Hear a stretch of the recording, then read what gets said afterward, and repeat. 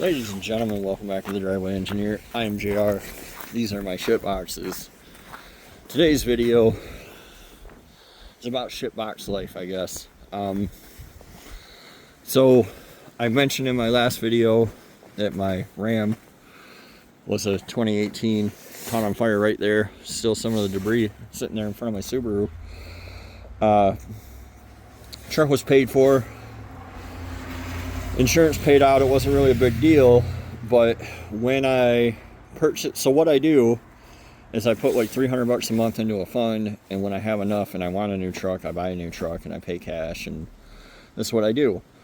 The Ram was running well and doing everything I wanted it to do, and I spent that money on my wife's Gladiator. So now I've got a few $1,000s saved, not enough to go buy a truck. Don't want to make a payment. Went and bought the Subaru in the near term from my sister-in-law for $700. Put a timing belt in it.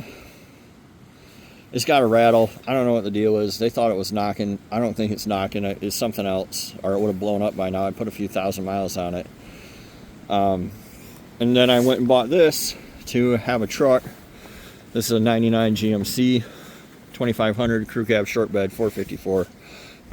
It may take that truck's place. I don't know. That's my F-250 on a Super Duty chassis with a Cummins. That's a much better truck, but it's a super cab. So those doors don't open. They didn't do that back then.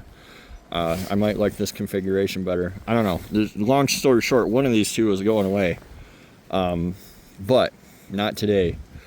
So I can't count on that because it's making some kind of sound and it may explode at any time. So I bought this as a backup. Obviously, it's not in great shape. It's good enough shape to get through. So I guess my point is that, like, yes, I can go get a bed and I can fix the cab corners and I have the skill and the money and everything to do all of that. But what happens when I blow this thing apart and then that thing blows up, right? You gotta have a backstop. So to that end, I drove this to work on Friday. When I test drove it, it was fine. I drove it around the neighborhood. I hopped on the freeway. I went down and exit. Everything, it had like a little vibration, and I wasn't sure what it was.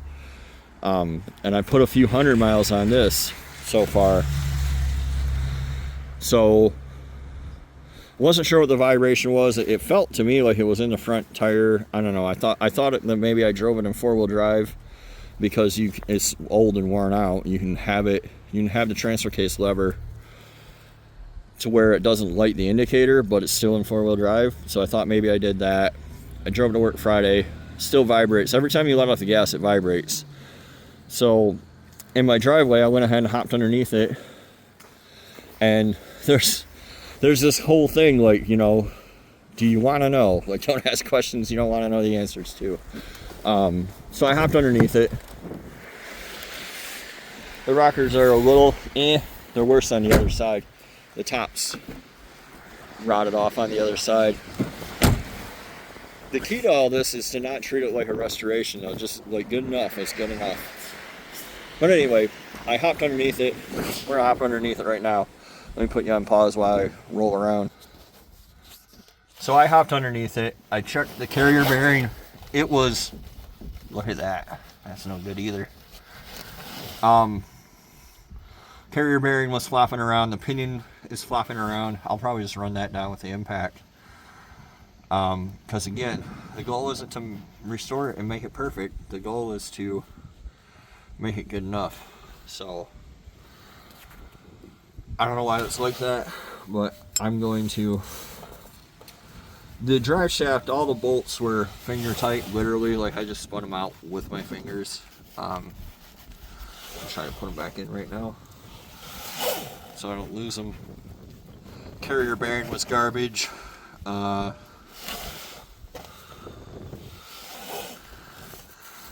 that meant that I spent 4 hours yesterday beating U-joints out of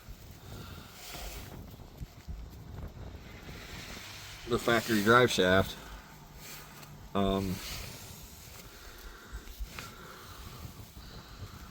which wasn't fun, right? And it's less time for projects. But I'm gonna pause you guys and get out of here. All right. So yeah, it's less time for projects like this, and it's less money for projects like this. But in the long run, it's more money for projects like this, because I could go sign my name and get a new Power Wagon or whatever. No matter what vehicle I choose, somebody in the comments is going to be like, that one's no good. But I could go get a new truck, and then I'd be making, you know, $700 a month payments, which means $700 a month less for these guys, right? Which are the only two projects I really care about keeping. The Dodge, I plan to get rid of. So, you know, I've made my choice. I've made my bed. I got to sleep in it, which means that right now my life kind of sucks a little bit, and that's okay, because it means in the long run that when I want to retire in 5 years at 50, I can, and then I can spend my time doing this instead of working to make truck payments. You guys haven't seen this yet. This is it's not quite what you think. It is a Chinese motorcycle, but it is a fancy fuel injected dual overhead cam true 250 Chinese motorcycle, which is why it just started so easily for me. But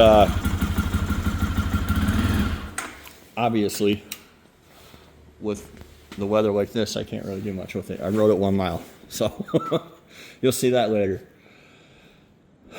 But yeah, I think that this year on the channel will be full of a lot more basic projects on the Subaru or whatever I get to replace it. I actually went to look at another Subaru yesterday, an XT Forester, which is the cool one. It's got a turbo, and the Forester has a taller door, which helps me. I'm 6'5". I had to get in and out of this like a clown car, and it kind of sucks. It's a little embarrassing, but